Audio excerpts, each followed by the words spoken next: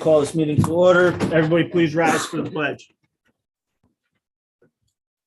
I pledge allegiance to the flag of the United States of America and to the republic for which it stands, one nation, under God, indivisible, with liberty and justice for all.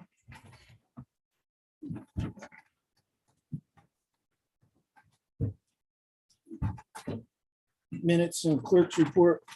I have the approval of workshop minutes from October 17th, town board minutes from October 20th, and minutes from the special meeting on November 1st, and the acceptance of the October town clerk's report. I move that we accept those 3 sets of minutes and the October clerk's report. All in favor? Aye. Approval of bills. I have approval of general bills number 19684 through 19716, highway bills number 19717 through 19735, and water department bill 3162. Make a motion to pay bills. Second. All in favor? Aye. A little bit early to start the public hearing, so we're just gonna skip ahead in the agenda a little bit. We'll come to Warren's not here yet. Public comment.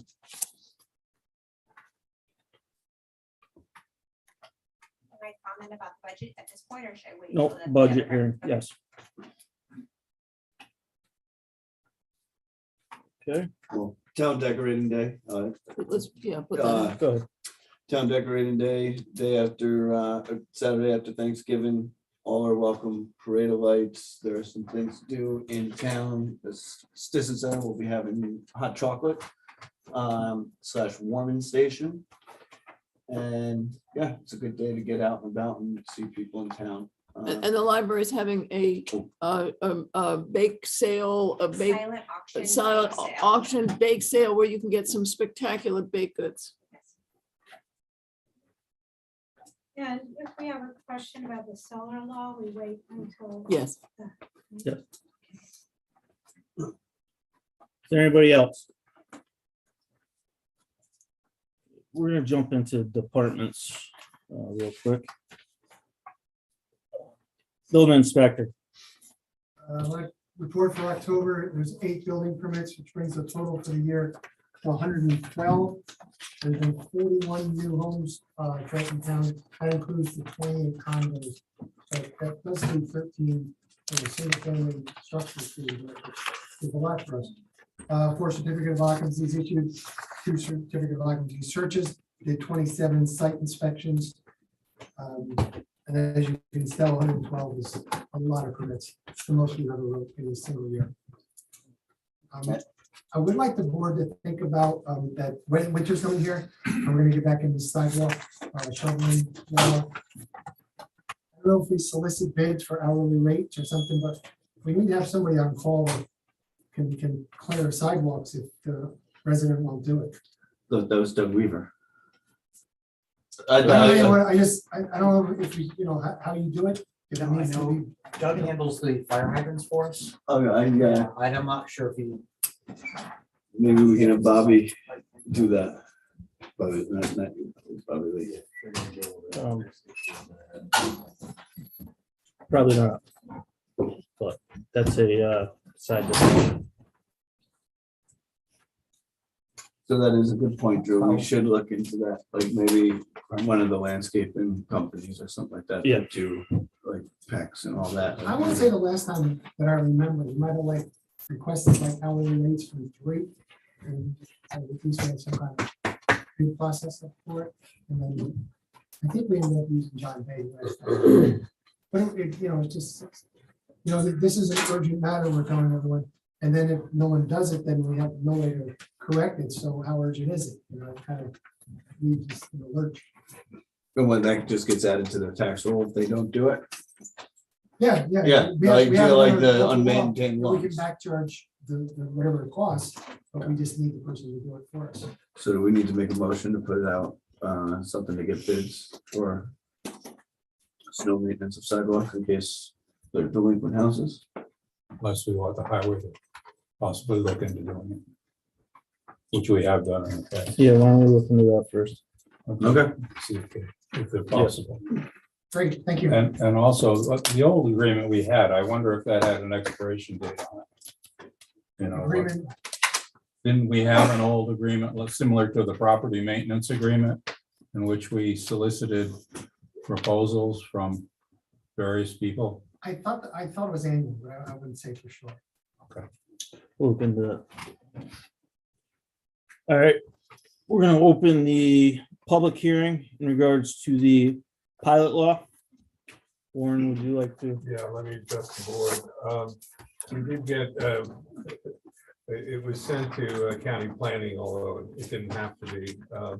But gratuitously, someone there, who I don't know, had several comments. Some of them were well taken. I made changes to the law. I sent that all to you to incorporate those comments into the law. They were just procedural comments. He is, the recommendation was that the board consider adopting the NYSERDA draft pilot law. And I have to tell you, I have worked with that law before. We first passed our solar pilot program in Hyde Park. We did adopt the NYSERDA recommended law. It was very difficult to work with. It was disliked by the assessors, and it was disliked by the applicants for solar facilities. So we repealed that and adopted actually this law. We have the same law in Rhinebeck and in Northeast and several other municipalities. Almost all of the municipalities have adopted a similar type of law, not the CERTA law. So my recommendation, it's up to you, is to keep the law as is. We do have we kind of rushed this through because we did get an application for a solar farm. We want to make sure that this is in place. But I've added some language to the law in section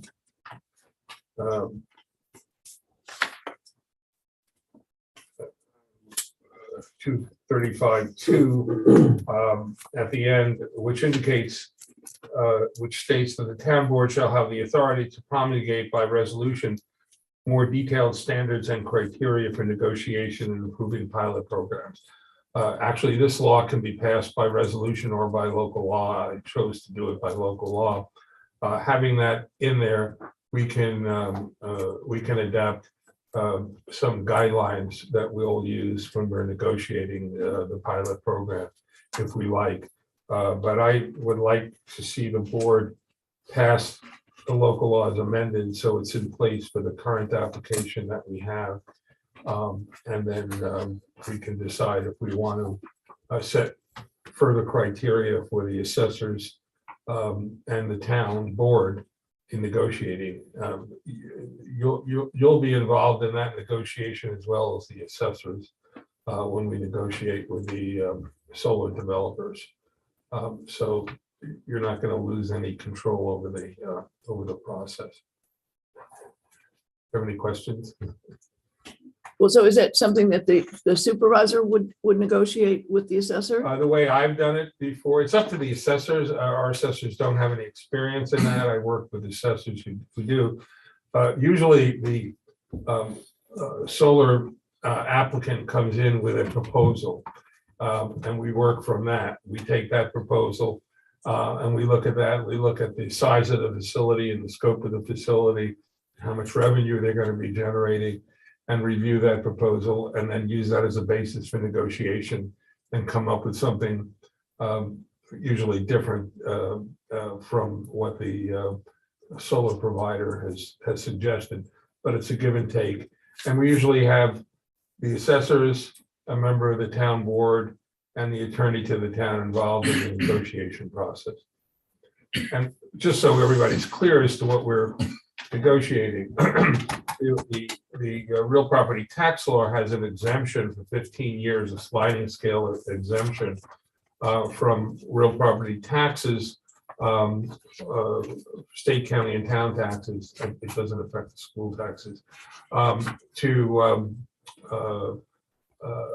For the increase in the assessment by virtue of the improvements that are made to the property. So you assess and you tax for the real property, underlying real property, but the solar facility that's installed on the property has this sliding scale exemption.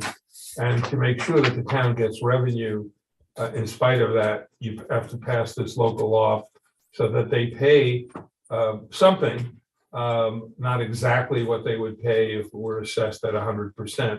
By virtue of this law. If you don't pass the law, then they're exempt for that sliding scale 15-year period. Clear as mud? Can I ask a question?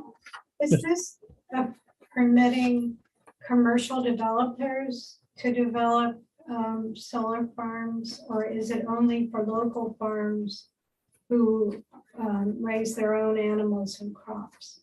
Just a point of clarification. Yeah, it only applies to the tier 3 category of the solar law, which are commercial developers. That's correct. Commercial. It doesn't apply to putting a solar facility on your roof. So that has And it doesn't no apply to application. farms, does not apply to farms. Yeah, and it doesn't apply to farms. But it does allow the development of commercial solar farms. Well, we have that now in the solar law that we just passed. We have a Okay. 3-tier system. The 3rd tier is for solar farms, what we call solar farms. They're not actually farms, but they're large-scale solar facilities, type 3 solar facility. Those are the ones that this law would apply to, not any other category, not Okay, for the thank tier you. 1 and Thank you. tier 2. So the town has a lot of leverage in negotiating these things. So I recommend that we adopt the law as amended. If you want to wait to the next meeting, we can. Or we could take the chance on just adopting the amended law. The only substantive change is that change, and the rest are just procedural changes that I put into the law at the recommendation of county planning. So we'll just see if anybody else has any comments. Yeah, so Yeah. public can come. Any more public comments?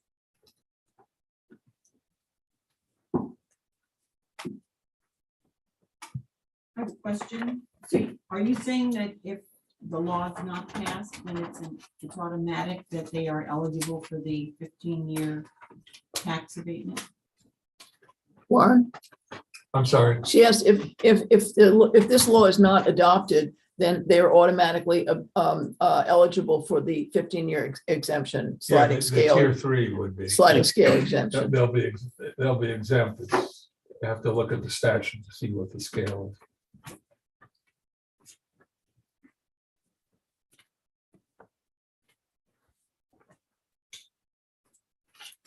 Thoughts?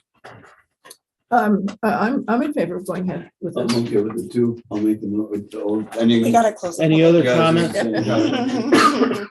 I make a motion. I make a motion to close the public hearing. Second. All in favor? Aye. Could I give you a resolution adopting the local law? Give us didn't the get local law. Oh, just the local law. Okay, why don't we just do an oral resolution and I'll prepare the written resolution for the record. That's okay. You go right ahead, Warren. I don't know what that entails. So the resolution would be resolution to adopt the local law with the amendments that were placed on the table tonight. And we didn't feel that the amendments were that substantial that they required a continuation of the public hearing. I'll make that motion. I'll second it. All in favor? Aye. Want a roll call on that one? Supervisor Walsh, Yay. Councilman Bartles, Aye. Councilwoman Jones, Aye. Councilman Zick, Aye. Councilman Ambrose. Okay. Yes. But I'll get you a written resolution. Thanks. We have to do this too. What did I This is the law. that you gave us, or it's Well, I was gonna discuss that when my time came, but I can't. That's just the cannabis retail dispensary law. We're not going to submit that No, tonight. no. The solar- This is the solar one, the one that we just submitted to change. That's on the second part. Yeah, is this the amended one? Yeah. Yeah. Can you go to one? Yeah, This is what we're Okay. adopting. yeah. What- So that was a what resolution. number is that? 5, 5. number 5. I'm sorry. Yeah, no worries. You wrote it. So we need to make a motion to approve the law, right? We just did. You just Oh, did okay. I the thought That's that what was that just a That's what we res- okay. did. Yeah. And we do have, for the information, we do have an application in that's now before the planning board for. So,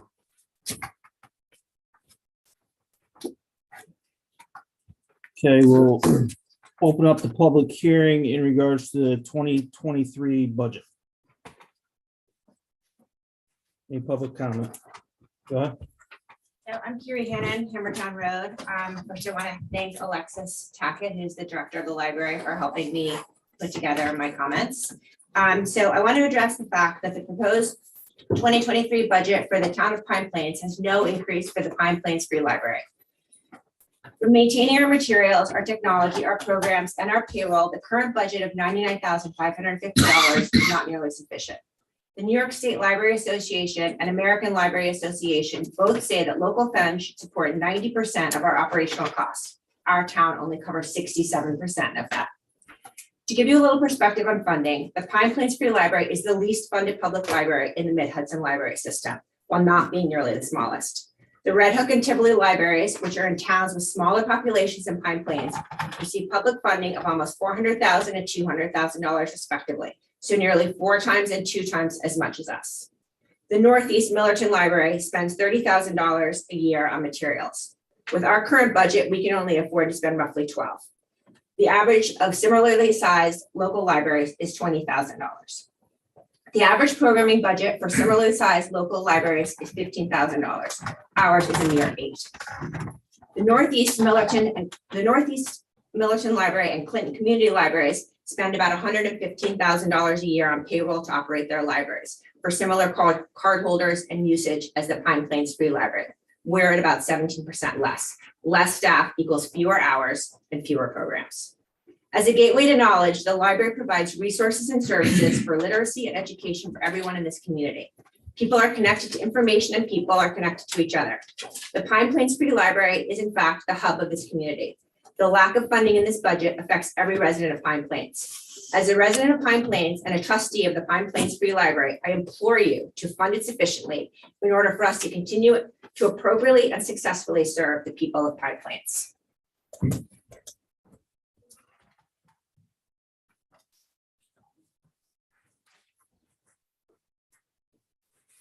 Is there any other public comment? Do Yes, you sir. have any comment on that?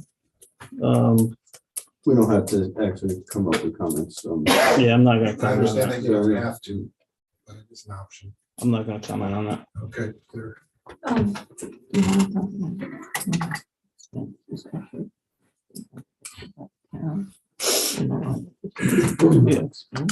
Actually, let me, can you give me 1 second? Let me Yeah, just. sure. Sarah made a good point in regards to that. The town pays the electric bill, the utilities and everything else that is not included in their budget. If you probably looked at the other libraries, I'm not quoting other libraries. I don't know if this is true or not, but they probably pay their own expenses as far as their electric and all those utilities. So that's that $99,500 covers your expenses for your employees and your working material and everything. So the town does pick up an expense above and beyond that allotted amount that's allotted in the budget. And it is an incredible expense. We also maintain that building. Barely. I mean, let's be honest, it's not really maintained. So there's lights that are falling down. It's hard to get light bulbs. The door still is not ADA accessible. So the parking lot still has a huge hole in the front of it. So, I mean, I think that regardless of the amount that the town gives to cover those expenses is very generous. I acknowledge that, but we are still, regardless of that kind financial contribution to the library, we're still $60,000 under what we need to sufficiently serve the people of Pine Plains, regardless of the fact that we don't currently pay for those, for the building or the electricity, et cetera. So we're still underfunded regardless. Does anybody else have any comments?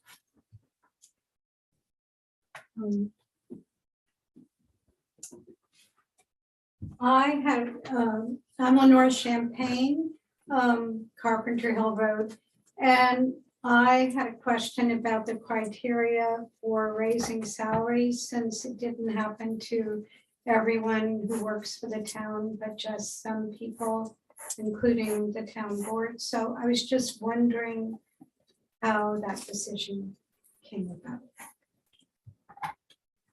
All the, Who I'll don't touch, want to- I'll touch base on this. There were raises that were given out last year. Some people got them, some people didn't. This year, some people got them, some people didn't. As far as the highway workers and such, that gets determined at the reorganizational meeting. Because they're regular employees, they're non-elected officials. It also has been many years since there's been a raise. I was not in favor of it personally, but it has been a lot of years since there's been any change in those figures. Okay. Any other comments? All right, I just want to touch one base in regards to the budget. Looking at our budget, looking at surrounding towns as far as Millerton, Milan, Stanfordville, our increase is very minimal, which I feel it should be very minimal. We can make do with what we have as far as on the town level. I don't think we should be overtaxing the taxpayers of this town.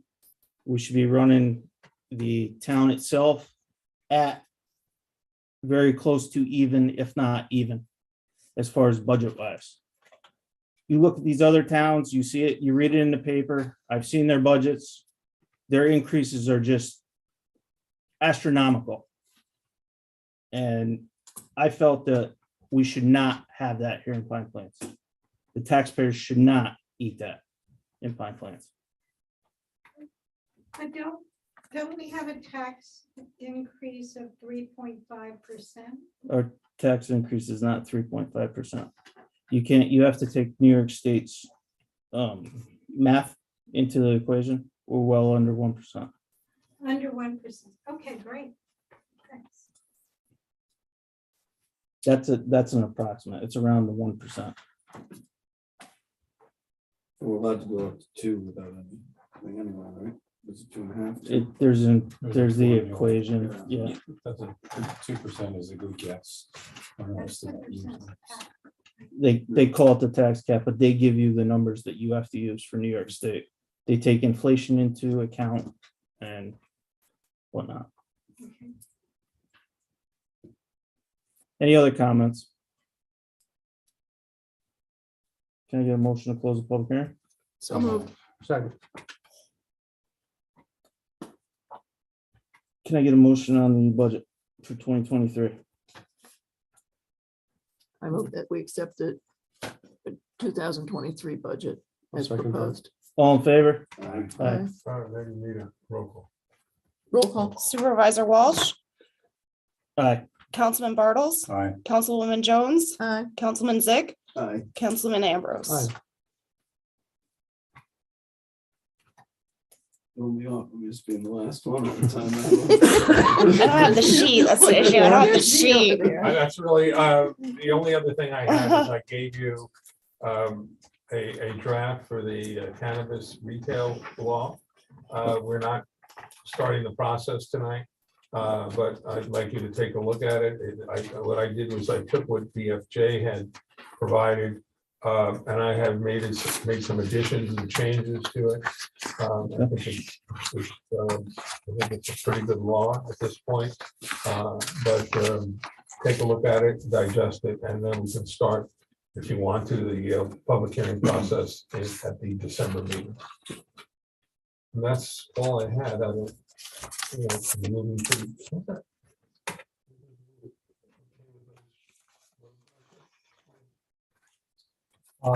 The one project, Woodward is for DEC as far as the final permit. Okay, so nothing to report on that end. And we're still negotiating on the tax certiorari. I'll keep you informed by email. You're hanging around, correct? Yeah, I'll hang Right, around. okay. Did everyone receive the highway report? Yes. Yes. Water engineering. Evening, everyone.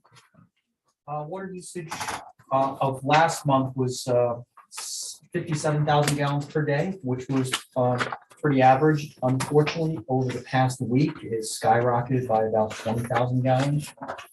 In addition to the 57 that we have, that 20,000 gallons represents a potential leak within a water service. So over the weekend, I've been out trying to locate the leak, looking at the usual areas where they've occurred in the past. Unfortunately, I've not been able to uncover anything. Again, just everyone, please keep your eyes open if you do see water coming to the surface. And unfortunately, with the gravel that we have here and the sands, it'll be a week before that actually takes place. But I am going to go out again this weekend and continue to try to do a leak detection and see if we can find it. We're not having any issues as far as keeping up with that additional water usage. Again, that means that we're sitting at about 75 to 80,000 gallons per day. We're able to provide up to 150,000 gallons per day with permitting. So again, we're not having any issues with that, but it's obviously much higher than we would like to see. So we're going to continue to try to find out. 5 meter heads were replaced this past month and 1 meter was rebuilt. The water meter that serves the ball field actually had a leak in it. I was kind of hoping that that was the big leak, but it wasn't. But that meter was replaced. So that is now active again. So again, if it's needed for the purposes of filling up the ice rink, it's available to be utilized. I did have to shut it down for a couple of days. Both chlorinator pumps were cleaned and rebuilt, and I performed the annual maintenance and calibration of the telemetry system serving the water storage tank. There were 4 markouts that were performed. Again, most of them had to do with utility pole installation. And the water department received and processed 16 new water service applications associated with the Stissing Farm project. Those were for phase 2 buildings. So those meters were ordered and provided to Stissing Farms, and they did pay the required fee of $375 per unit. Delinquent accounts were forwarded to Dutchess County Department of, or Dutchess County Real Property Office for relevying. That was approximately $9,500 in total. That'll be coming back to the water department once it's placed onto property taxes. In addition, I have 2 items for consideration for the board regarding fees. One is increasing the user rates for the upcoming year in 2023. So that's based on the actual meter charges. Last time the meter rates were increased was back in January of 2015. So it's been close to 8 years. I am requesting that the rates be changed from the current minimum of $51, current minimum of $41.50 for the first 9,000 gallons to $45 for the first 9,000. And then for any usage over 9,000 gallons, an increase from $5 per 1,000 gallons up to $5.80 per 1,000 gallons.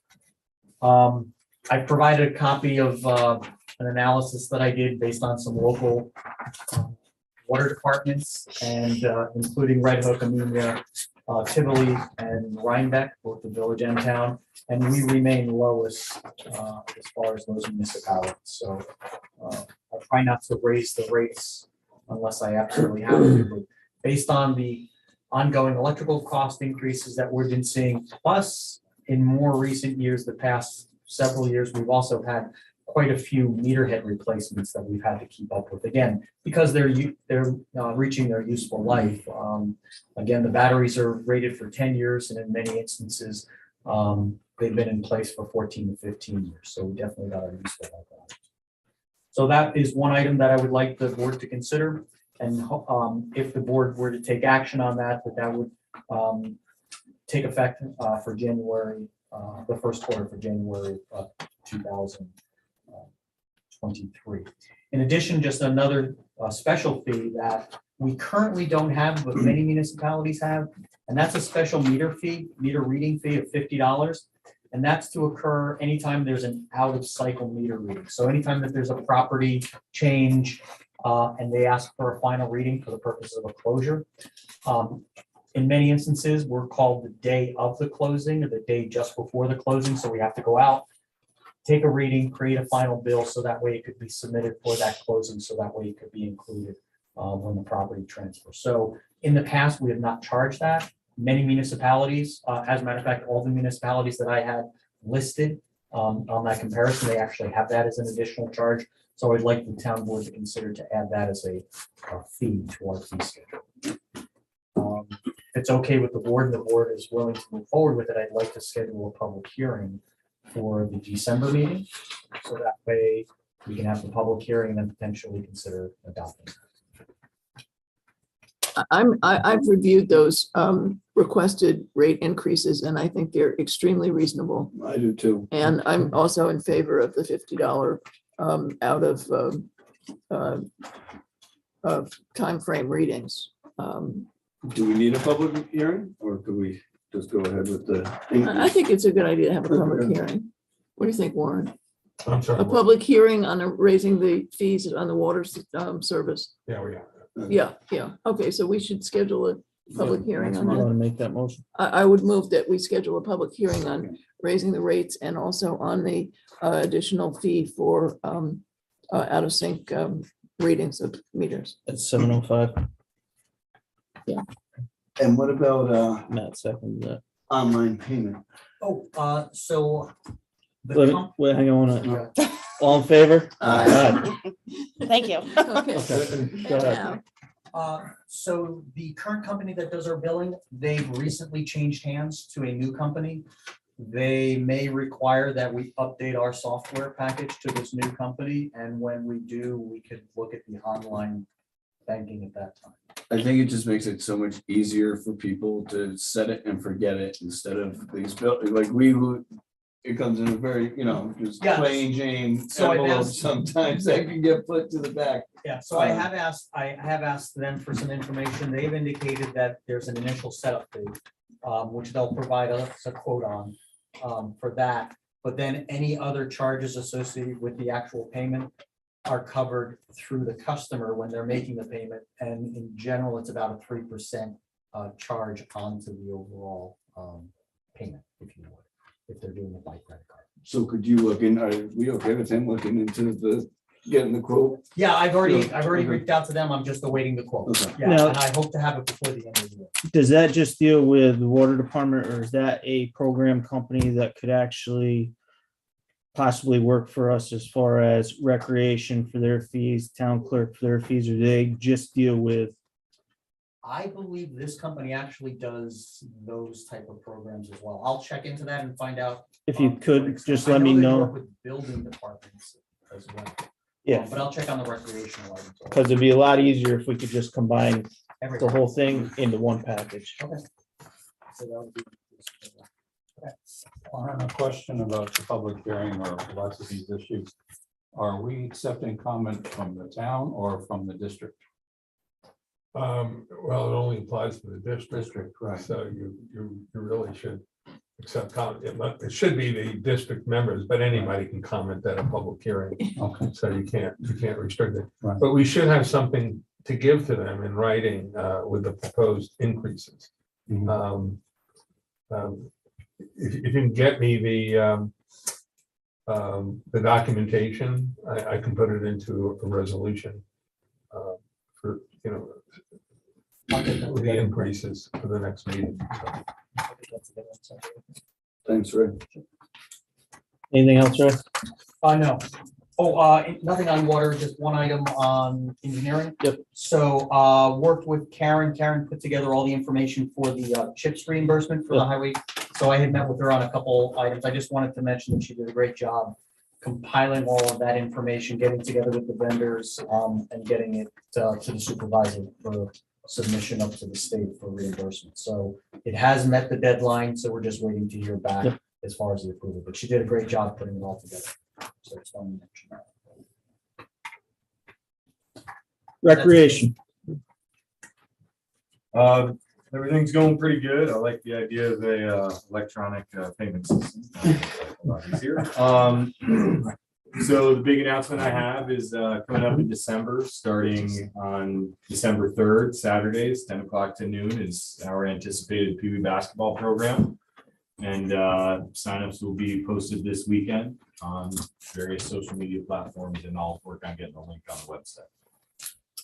That's pretty much what I got for now. We have the order in for the ice rink, and we're gonna pre-deploy the old material, and then when we get the new liner, it's gonna go over top and hopefully have ice skating again this winter.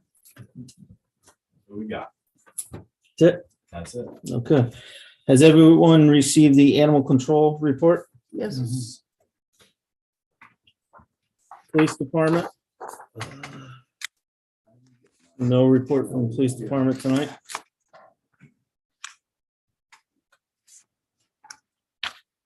Old business?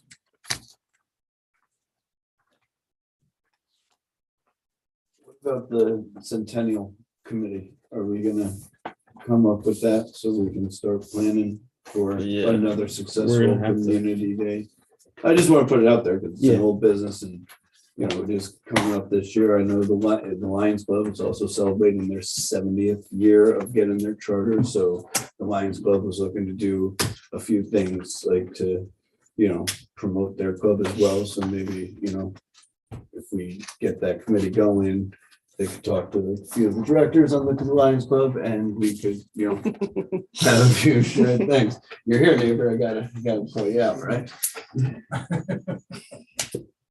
So. Does anybody else have anything in old business? So accepting applications for assessor's position. Yes.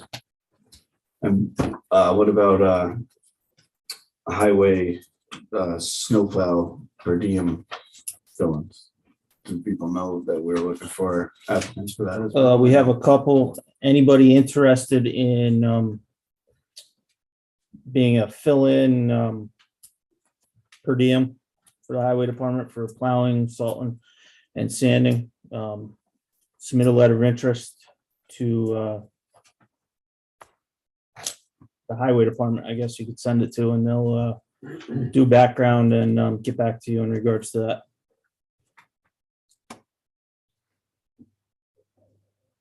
New business. I have one little matter. It's kind of trivial in a way, but in a way it's not. It's come to my attention that we don't really have a functioning historian. And there is a requirement by the state that, we just sort of use the historical, the 9 Yep. partners. And that's not really an appropriate use of for your historian and each year. So anyway, I have a piece of material for each person that you can read and we can discuss it, because this comes up in January when we do the reorg. And this sort of lays out sort of what the state expects, and it shows what we're not doing. And it might be that we should see if there's interest in having somebody be the historian, and the historian is supposed to make a report, an annual report to us. And that person, it's suggested that that person not be the president of the Historical Society. It could be a member of the Historical Society, but there are 2 different functions there. So I'm just suggesting that everybody reads this so we're more knowledgeable come January when we have to deal with this issue. well, since we're a few months away from that, and January, if there's anybody interested in becoming the town Historian, right, there you might- should maybe write us a letter of Yeah, intent a for letter that. of interest would be Yeah. good if people are interested in doing And they'll that. be able to pick up a copy of this. I left So, one with from Madeline. Yes, Madeline. yes. Is that a paid position? No, it's a volunteer position.